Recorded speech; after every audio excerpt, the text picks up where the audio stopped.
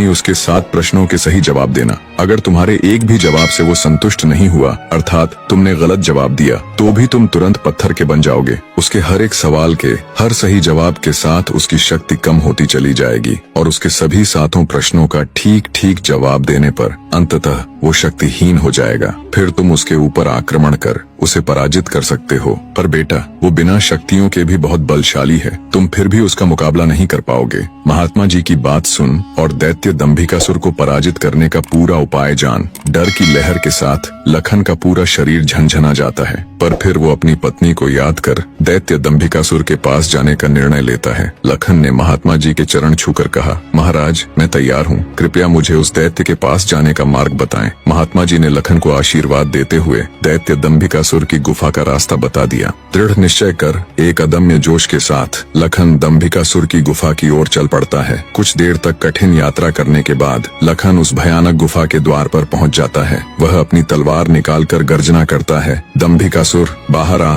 और मेरा सामना कर। लखन की ललकार सुनकर दंभिकासुर गुफा से बाहर आता है और क्रोध में दहाड़ता है, कौन मूर्ख है जो मेरी शांति को भंग कर रहा है। भारी भरकम विशालकाय दानव को देख लखन के पूरे शरीर में सिरहन दौड़ गई। हिम्मत जुटाते हुए लखन बोला, हे दुष्ट राक्षस, मैं उस स्त्री का पति हूँ जिसे तू बलपूर्वक उठाकर लाया है। पूछ तेरे वो 7 सवाल, मैं जवाब देने के लिए तैयार हूँ। सवालों की बात सुन दंभिकासुर चौंक गया, फिर कुछ सोचकर बोला, ओ तो तू उस धूर्त साधु से मिलकर आया है, उसी ने तुझे मेरे रहस्य का पता बताया है। पर अब क्या फायदा, मैं तेरी फूल सी पत्नी को तो कच्चा ही निगल गया हूँ। क्या स्वादिष्ट मांस था उसका। दैत्य दंभिकासुर का इतना कहना था कि लखन अपना आपा खो बैठा और आगे बढ़कर पूरी ताकत के साथ तलवार से दैत्य पर वार किया। लेकिन जैसे ही उसकी तलवार दैत्य को छूती है, देवताओं के वरदान के कारण वो भी तुरंत पत्थर का बन जाता है।